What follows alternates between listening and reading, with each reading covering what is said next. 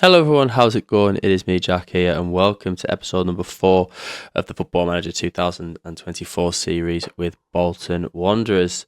Since the last episode, we have played a lot of games and we have had a very mixed bag in terms of our form, where we, of course, beat Huddersfield by a convincing margin. We beat Rotherham by a convincing margin. However, Bristol Rovers came next. We won that game by a goal to nil, courtesy of a Victor Adbayejo goal.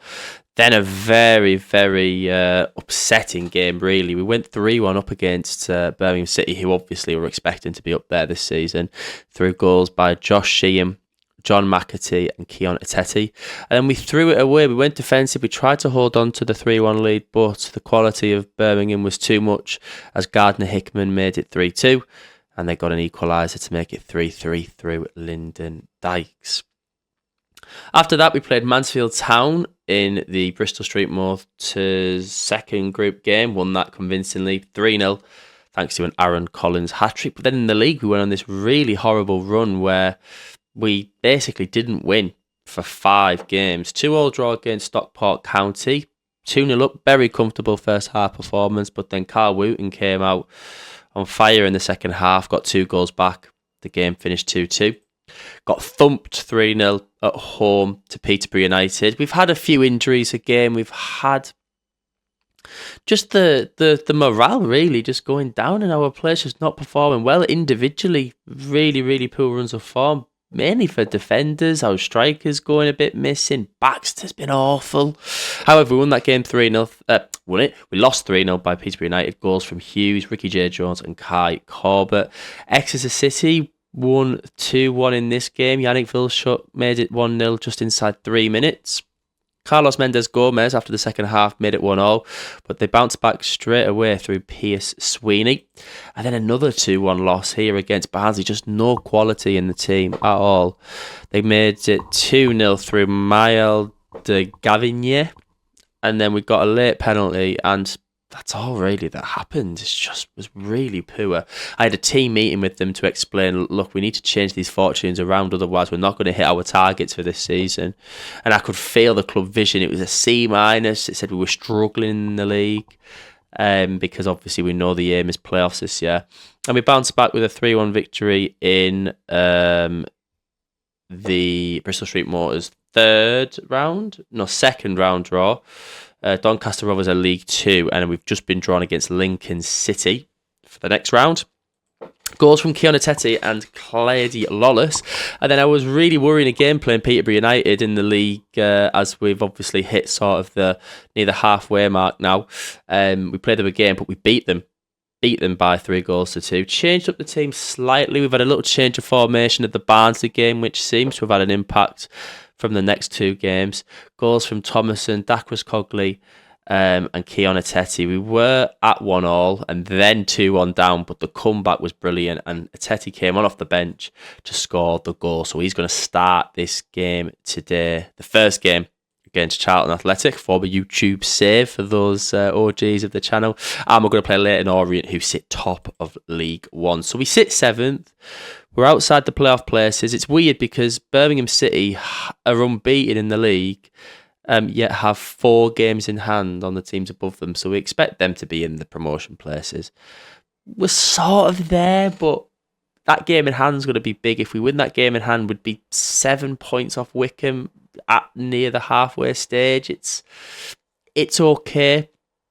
But you look at the teams behind us, Wrexham are going to be in there. Stevenage, I think, have won 4 games out of 5. There's teams in the form table like Wrexham, Huddersfield, Peterborough United that have won lots of games. So they're going to be hot on our heels. And only 2 defeats would see us fall down as far as 13th. And then I know the job's going to be under pressure. Club Vision page is still a C, so it's improved. But the board disappointed with the league position at the minute, being just top half, but struggling with the finances due to that Benassi deal. But hopefully soon we'll be able to get him. And we've had a few injuries as well. Joel Coleman's out for 2 months. Carl Dempsey picked up a 2-month injury. I'm not sure whether we shown that in the last episode, but he's out for quite a long time. Obviously, we know Santos is out for the remainder of the season. But this is the formation change. I wanted to drop McAtee out of there because he's been struggling recently with performances, and I wanted to play midfielder, but we just don't have the bodies until we can register Benassi. So I decided to sort of drop Thomason down to hopefully stop the flow of goals happening, to give the defenders some support. Sheehan continue to play the midfield role, and it has worked. They've picked up a decent dynamic link there, so we're hoping it can do something today as we play Charlton, and then 4 days later, Leighton Orient. We're at the Christmas period. It's so many games tightly packed in together. So hopefully we can come out of them relatively unscathed in terms of an injury sense, but still picking up points. This is going to be the team to start this game. Due to Baxter's horrendous run of form, where he's on a 6.4 average rating, Luke Southwood is going to start in goal for us. I say 2-2 at right back with Gethin Johnson, Warren Toll at centre back. Again, he is another player, really good quality in terms of his attributes, but only a 6.5 average rating over the last 5 games. I've got Farino ready to come on if Toll has another bad game and, maybe have to drop him. We'll have to see. Dacres Cogley will be at left back. Thomason and Sheehan, the midfield duo there. Mendes Gomez on the right. Collins on the left, who's had a bad 3 games, however, still can perform. McAtee back at cam, and Keon Etete will start at striker. Adebayo, our top scorer, one of our top scorers, again has sort of gone off the boil slightly, so hopefully he can return to that form. Baxter, Matheson, Murphy, Farino. Matheson, another one. Sorry, I know I keep pausing. Matheson, 6.46, another awful run of form for him. Farino, Sean, Randall and Adebayo will be on the bench. Charlton Athletic are aside. Hopefully we should be winning. Against. And I'm going to say to the boys, our home form is important. Let's go out there and try and make this advantage count in this one. The aim has to be to pick up as many points. I think 3 points in this episode would be good. If we could get something out of Leighton Orient, that would be big, because start the season, it looked like, maybe we could end up pushing there, but the slight drab run of form we've been on has shown that maybe we're just not ready yet. However, if we can return back to that winning spell, then I'm sure all will not be lost in terms of our hopes and aspirations for this season. The side's going to improve in January when we can register Benassi.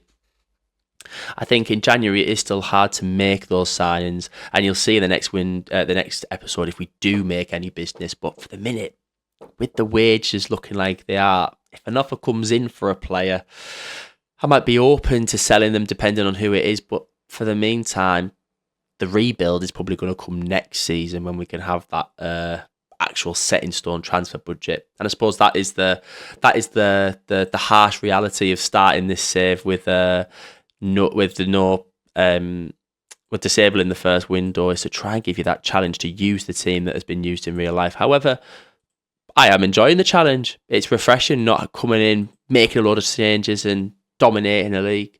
Bolton are expected to be in and around that top 6, and that's exactly where we are. However, you know what you like as yourself if you play this game. You want success now.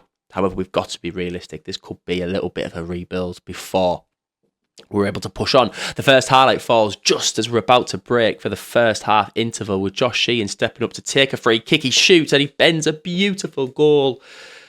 A beautiful ball into that corner. Josh Sheehan with goal number 8 of the season. He has been a great player in that central mid position. I was looking at him thinking about next season as well. Is he going to stay there? And he has made a big impact this season and made a really big impact in this game. He had no real statistics there to write home about. No real shots on target. However, the first goal of the game has come through Josh Sheehan, and hopefully the second half can improve with that. What a horrendous pass that was from Geordie to say 2-2. However, redeems himself with the interception from the loose ball, and we build up from midfield. Collins tries to find Keon Etete, however, hasn't done so there. Aaron Collins, we were obviously going to use at striker. However, the wingers have been so inconsistent as of late, which means I've kind of put him out on the left-hand side.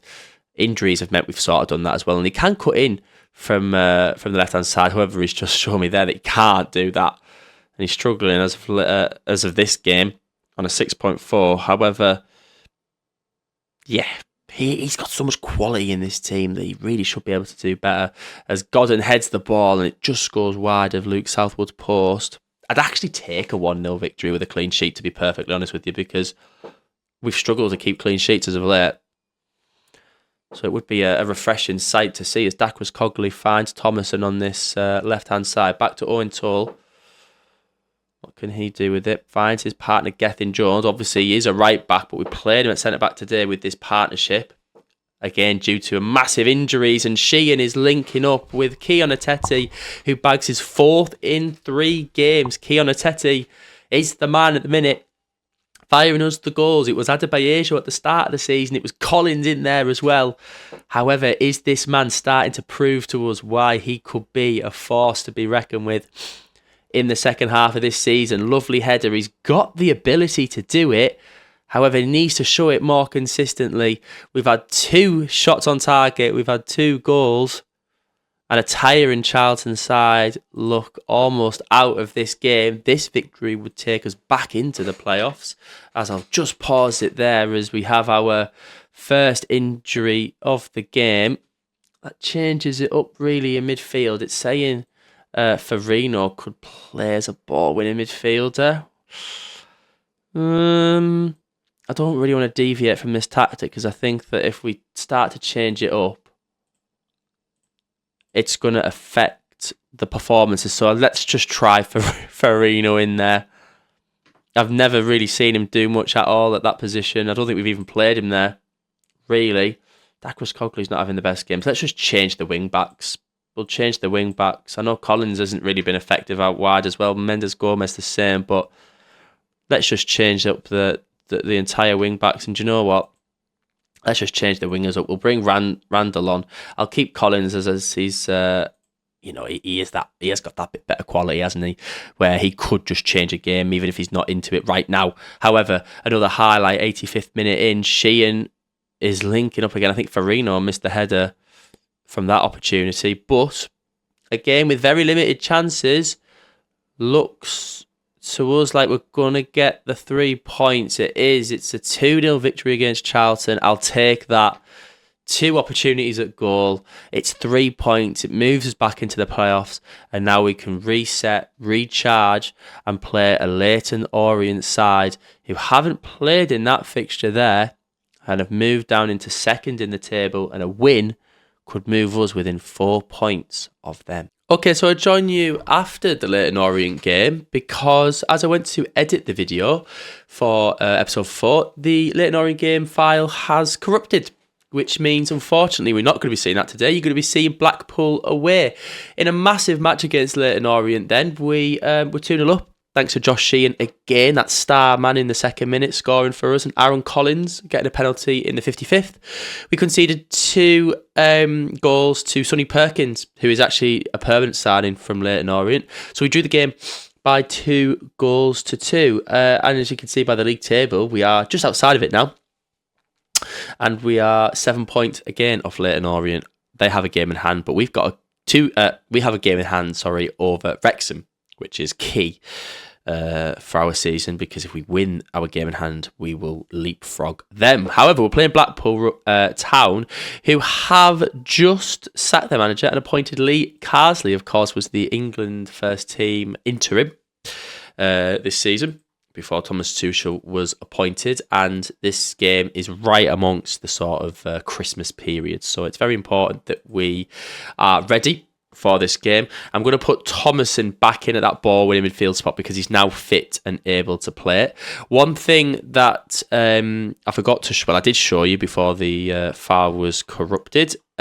We were... I'll just have to type it in. We had a youth sort of update, and as you can see here, it is an excellent intake this season. We've got a really terrific group coming through that has potential to be a golden generation for the club. An A in the centre midfield position, B at centre back, an average striker or 2 coming through.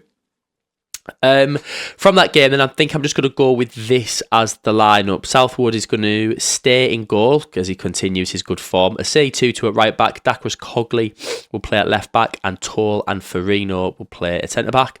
Thomason will be at the ball with midfield position with Sheehan, the star man, at centre mid. Randall on the right. Collins playing at the left wing. McAtee at cam. And we're going to go up front again with Keon Ateti. I'm just watching Mendes Gomez maybe to replace Randall in the future, as he's not had the best sort of running in the past 5 games. However, he's been given a chance to perform here today. Let's just say go out there and impress me for this game, as we hopefully can pick up some points. Ashley Fletcher and Jake Beasley is the striker partnership with Sammy Silvera on the wing. Currently a Borough player, I know that for certain. So we are playing a very strong lineup as we look to try and get 3 points out of this game. A win would obviously take us into the playoffs if Wrexham and Wigan aren't playing, but I assume they are playing, as this is the winter period. Wrexham are away against Stockport County, Wigan are at home against Northampton Town, but they might drop points in this game. We don't know. What I do know is Asei Tutu is dropped to the floor and is injured, so we can replace him actually with Gethin Jones, I think, instead of Luke Matheson, as Gethin Jones played well at that ball winning midfield role when we had to use him against Leyton Orient and against